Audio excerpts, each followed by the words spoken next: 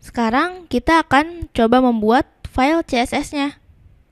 Kita klik File, New File. Seperti biasa, jika di Sublime Text, kita harus menyimpan filenya terlebih dahulu sebelum mengedit isi dari filenya.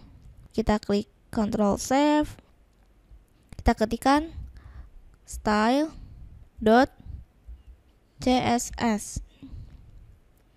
Klik Save. Oke, kita lihat foldernya ya. Di sini sudah ada 2 file. Ada file index dan ada juga file style.css. Kita kembali ke style CSS-nya ya. Agar HTML dan juga CSS-nya bisa terhubung, kita bisa memanggil CSS-nya di dalam HTML. Caranya seperti ini. Kita buka tag pembuka, isinya adalah link.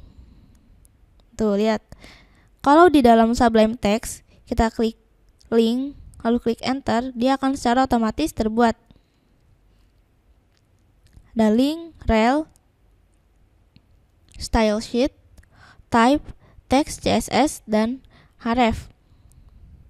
Href ini mengacu kepada file CSS yang akan kita hubungkan dengan HTML yang ini.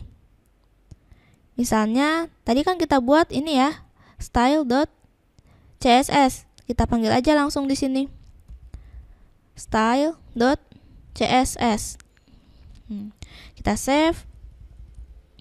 Dia akan secara otomatis terhubung dengan index.html. Ini maksudnya apa? Rel, type, href. Ini sudah menjadi ketentuan untuk memanggil CSS atau untuk menghubungkan HTML dan CSS. Lalu bagaimana jika kita ingin menukarnya? Misalnya, type terlebih dahulu di sini, lalu href di tengah-tengah, rel terakhir. Itu boleh nggak? Boleh. Asalkan ada ketiga unsur ini ya. Harus ada rel, type, href. Ini penting. Dan mereka harus sejajar. Oke, sekarang kita kembali ke CSS-nya ya. Kita mulai ketikan. Sebelumnya, kita kan sudah membuat ini ya, tag P. Sekarang kita coba praktekkan ya, pembuatan CSS-nya. Sama seperti yang tadi saya tunjukkan. Kita ketikkan P, artinya selektor, kurung buka. Nah, di Sublime Text dia akan secara otomatis tertutup, jadi kita tidak akan lupa untuk menutupnya. Kita ketikkan color, misalnya warnanya merah ya, seperti tadi contohnya. Cukup simpel penulisannya. P, kurung kurawal buka, color, titik 2, red, tutup. Save dan kita lihat hasilnya ya. Nih yang ini ya. Kita refresh. Nah, terlihat ya perubahannya.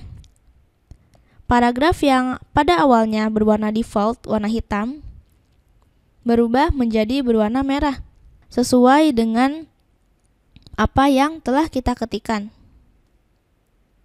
Ini contoh penggunaan tag selector. Sekarang kita akan coba untuk menambahkan properti yang lain ya. Kita tambahkan titik koma. Ingat teman-teman, jangan sampai lupa titik koma ini untuk membedakan antara properti yang satu dengan properti yang lain.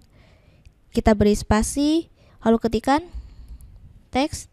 Nah ini ya, kita pilih yang text decoration.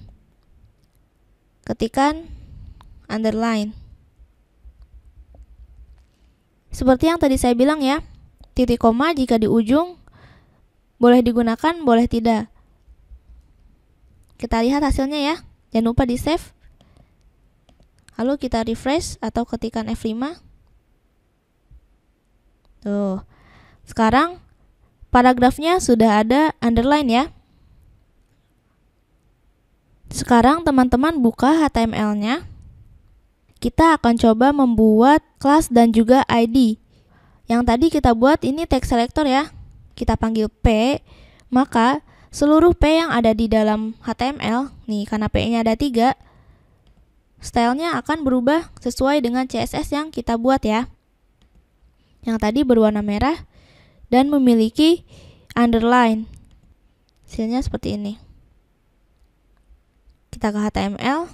Nah, tag P. Nah, sebelum tutupnya kita beri spasi. Misalnya ID. Misalnya di sini saya ketikkan merah. Lalu untuk yang P kedua kita beri lagi ID. Misalnya hijau. Dan di P terakhir kita ketikkan ID. Misalnya warna biru ya. Kita akan melihat perbedaannya. Kita masuk ke CSS lagi ya. Tadi kan kita udah buat ini ya. Kita mulai dari yang ID pertama, merah. Karena saya menuliskannya merah, saya akan memberikan warna merah yang tadi. Nah, ini kita edit aja ya. Yang P-nya kita ubah menjadi merah. Karena dia ID, kita panggil hashtag merah. Seperti ini contohnya. Ini artinya ID dan merah artinya nama ID-nya. ID sama dengan kutip 2 merah.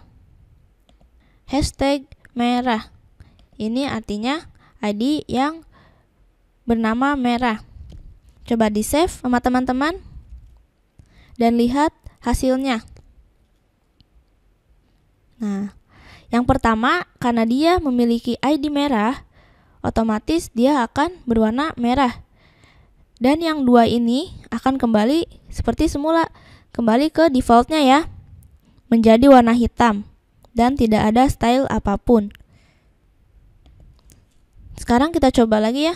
Kita buat yang kedua. Ini ID-nya hijau. Kita panggil lagi hashtag hijau. Isinya color green atau hijau. Dan kita beri juga text decoration underline. Coba teman-teman save. Lalu lihat kembali hasilnya. Di refresh ya. Tuh. Paragraf pertama atau P pertama memiliki ID merah. Warnanya merah sesuai sama apa yang kita tulis di CSS.